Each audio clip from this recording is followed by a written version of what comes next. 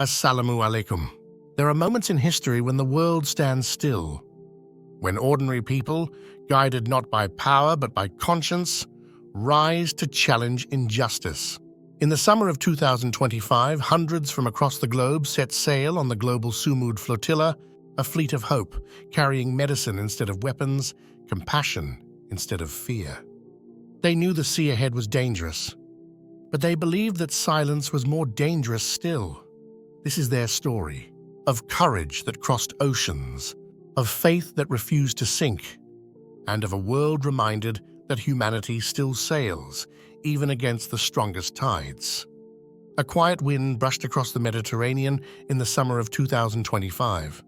Ports that usually hummed with trade now echoed with chants, "Free Gaza! Sumud forever!" Men and women from 44 nations gathered not to make history, but to heal it. Doctors, fishermen, engineers, faith leaders, mothers, and artists, bound by one conviction that no blockade should silence mercy. They named their mission the Global Sumud Flotilla, Sumud, the Arabic word for steadfastness. From Genoa, Barcelona, Otranto, Catania, Syros, and Tunis, ships were prepared like pilgrims' caravans. Crates of medical supplies, baby formula, and solar lamps filled the decks. Flags of every color fluttered under a single emblem, a white dove crossing blue waves. Among the volunteers stood recognizable faces: Swedish activist Greta Thunberg, French actress Adele Haenel, Palestinian lawyer Rima Hassan, South African MP Zwelivelile Mandela, and Brazilian human rights leader Thiago Avila.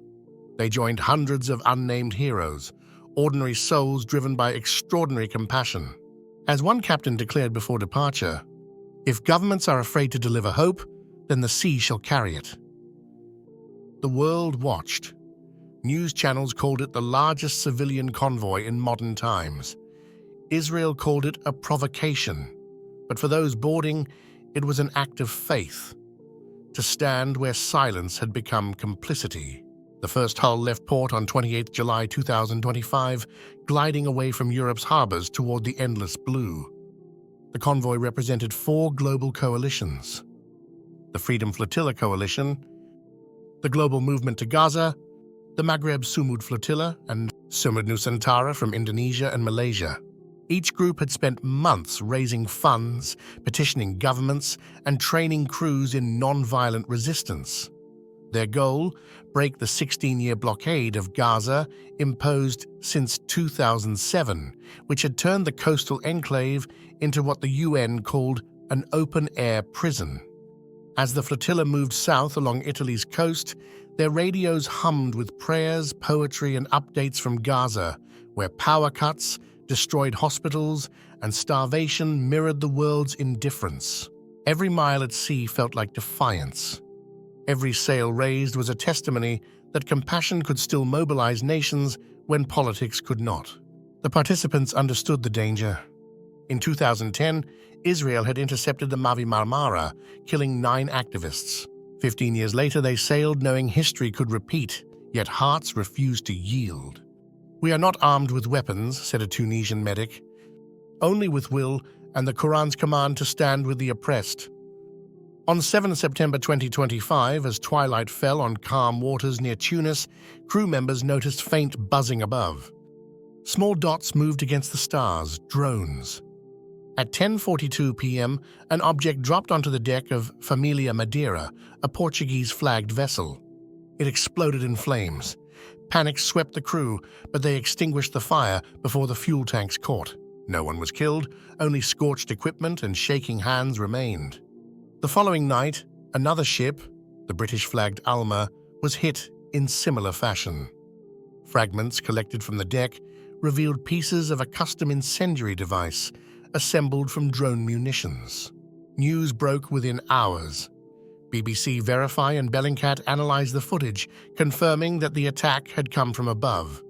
Later, intelligence leaks in Western media alleged that Prime Minister Benjamin Netanyahu had personally authorized covert drone operations launched from Israeli submarines. Israel neither confirmed nor denied the claim. Fear rippled through the convoy. Some ships turned back to inspect damage. Yet not one captain abandoned the mission. "If they burn our ships," one Greek sailor said, "we will sail on the ashes." The flotilla pressed forward, their navigation lights piercing the Mediterranean darkness. By 19 September, the Spanish and Tunisian groups converged in Sicily, a reunion marked by exhaustion and resolve. Local fishermen greeted them with cheers. Italian unions offered fuel and food. But the reprieve was short-lived. 2 days later, as they approached Crete, a coordinated wave of aerial harassment began. Multiple drones swooped low, dropping sound grenades and chemical irritants. 11 ships sustained damage, windows shattered, antennas bent, engines disabled. Activists filmed the encounters, trembling voices narrating over the roar of the sea. The footage went viral. Governments could no longer ignore the attacks. Italy dispatched a naval frigate from Taranto to shadow the convoy. Spain followed with a patrol ship. Turkey warned that it would not tolerate further aggression against civilians. Dock workers across Europe declared solidarity strikes. In Athens, thousands marched under banners reading, "Let them sail." In Berlin, crowds surrounded the Israeli embassy, chanting, "Sumud, Sumud." Even some European parliamentarians boarded small vessels to join the flotilla, transforming the journey from a fringe action into a continental statement. Still, the European Commission distanced itself. Its spokesperson said, "Such missions, though well-intentioned, risk escalating regional tensions." To which an activist replied on live stream, "Tension already exists when one people starves and the world debates diplomacy." The sea became their stage, drones above, warships at a distance, cameras everywhere. The flotilla neared the edge of the Gaza maritime zone in early October. The air was heavy with anticipation and fatigue. On 1 October, radar detected fast-approaching vessels, Israeli naval ships moving in formation. Flare lights pierced the darkness. Over loudspeakers, a voice ordered, "You are entering a closed military area. Turn back immediately." Captains replied, "We are civilians carrying humanitarian aid, sailing in international waters." At 02:15 a.m., commandos descended by ropes from helicopters. Flashbangs erupted, shouting in multiple languages. Cameras went dark. Hours later, Israel confirmed the interception of all flotilla vessels. Over 500 participants were detained and transported to Ashdod port. In detention centers, activists described being handcuffed for hours, questioned and denied contact with lawyers. Israel's foreign ministry dismissed allegations of mistreatment as propaganda. The flotilla's ships were confiscated, their cargo labeled contraband. But what no government could confiscate was the footage already transmitted, live streams seen by millions. Within hours, the world reacted. In London, protesters gathered outside Downing Street. In Paris, thousands flooded the streets chanting, "Liberté pour Gaza." In Jakarta, a sea of people prayed in front of the Palestinian embassy, waving the flags of the intercepted nations. In Cape Town, Zwelivelile Mandela, grandson of Nelson Mandela, condemned the attack, saying, "History will remember this. As apartheid once stood on our shores, it now stands on the sea." Social media lit up with the hashtag #LetThemSail. Within 48 hours, it had trended in 40 countries. Meanwhile, inside Ashdod port, hundreds of activists were handcuffed, questioned, and held for hours without access to lawyers.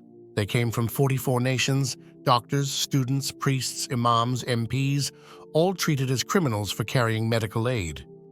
Leaked testimonies later described sleep deprivation, verbal intimidation, and confiscation of all personal devices. But the detainees remained calm, often reciting Quranic verses or freedom songs together.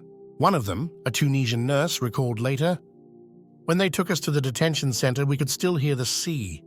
It was as if the waves themselves were saying, 'Do not fear, the world has seen you.'" The morning after the raid, images of the damaged vessels began to surface. Broken masts, bullet holes, blood-stained decks. The footage shocked even those who had remained silent. European governments scrambled to react. Spain and Ireland demanded immediate release of their citizens. Norway, Italy, and Belgium issued formal protests. France, under pressure after several of its parliamentarians were among the detained, called for clarification from Israeli authorities. But behind the cautious diplomatic language, outrage simmered. The Freedom Flotilla coalition released an official statement. The Israeli Navy attacked unarmed civilian vessels in international waters. This is piracy, not defense. That same week, BBC Verify, Bellingcat, and Al Jazeera investigations published synchronized reports analyzing fragments from the earlier drone strikes. The metallic debris retrieved from the Portuguese ship Família Madeira was confirmed to contain fragments of Israeli-manufactured drone propellers consistent with III Harop munitions. Even more shocking was what followed. A leaked intelligence brief, cited by multiple Western outlets, alleged that Prime Minister Netanyahu personally authorized covert drone operations from a Dolphin-class submarine targeting the flotilla in early September. The Israeli government offered no comment. But to the world, it was clear the attacks had not been accidental. They were premeditated attempts to disable the flotilla before it could reach Gaza's maritime border. Meanwhile, inside detention centers, the activists began to resist the only way they could, with their bodies. On October 4th, 42nd detainees launched a hunger strike, demanding recognition as political prisoners and the release of all humanitarian workers. Their protest drew immediate global attention. In Athens, dock workers refused to handle ships carrying Israeli goods. In Berlin, students marched from the Brandenburg Gate to the Israeli embassy chanting, "Sumud lives." In Istanbul, thousands filled Taksim Square in solidarity prayers. Under growing international pressure, Israel began releasing detainees. The first group, 12 Spanish, 8 Norwegians, and 6 Indonesians, were deported on October 6th, followed by others in waves. When Rima Hassan, the French-Palestinian lawyer and European Parliament candidate, was released, her first words to the press echoed around the world. "They can seize our ships, but not our humanity. Every wave that touched our hull carries the prayers of the world's oppressed." Once free, the activists described in detail what had happened aboard the ships. Their testimonies painted a chilling picture of overwhelming force. Flashbangs, live ammunition fired near their feet, drones hovering low overhead to jam communications. Forensic analysis confirmed burn marks from white phosphorus-based incendiaries on at least 2 vessels, a discovery that outraged humanitarian law experts. International maritime lawyers argued that the interception had occurred 90 nautical miles from Gaza, well outside Israel's territorial waters. Under the United Nations Convention on the Law of the Sea, UNCLOS, the action could therefore constitute an act of piracy and aggression. The UN Human Rights Council convened an emergency session. A resolution calling for a full independent investigation into the attack on the Global Sumud Flotilla was passed by a majority, though the United States, Germany, and a handful of allies voted against it. Still, the symbolic weight of the motion was undeniable. Across the Muslim world, Friday sermons referenced the flotilla as a modern-day echo of courage, a living embodiment of sumud, steadfastness in the face of oppression. "They carried no weapons," said one Egyptian scholar on Al-Azhar TV, "only conscience, and that is what frightened the oppressors most." In Europe, the movement found new life. Solidarity networks formed under the name Sumud Campaign 2025, demanding open humanitarian corridors to Gaza by sea. Musicians, artists, and filmmakers began dedicating works to the flotilla's memory. A mural appeared in Naples, showing a dove made of sails breaking through a wall of barbed wire, its wings shaped like the Mediterranean waves. Though the flotilla never reached Gaza's shore, its voyage reshaped global consciousness. It exposed the mechanics of modern blockade, not just in steel and law, but in silence. The Freedom Flotilla coalition vowed to rebuild, announcing plans for a second mission in 2026, stating, "They can stop our ships, but not the tide." In Gaza, families heard the news on battery-powered radios. One fisherman told a local reporter, "When we heard they were coming, we felt not alone for the first time. Even if they did not reach, their courage reached us." The world's conscience had been stirred once more, and that was no small victory. "Sumud," wrote a South African journalist, "is not about reaching the shore. It is about refusing to let fear steer the ship. As months passed, more revelations surfaced.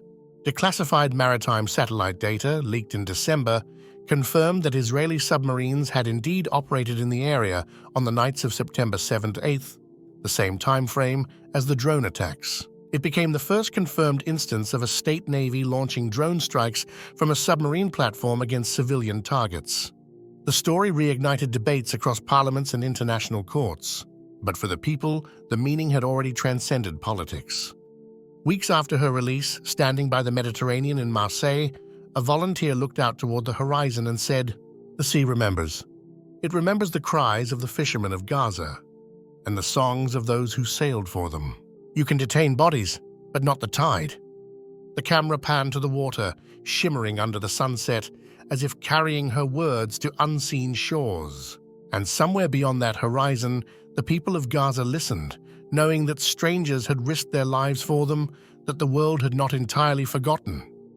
They did not reach Gaza's shores, but their voyage reached the hearts of millions. Their ships were stopped, but their message could not be captured.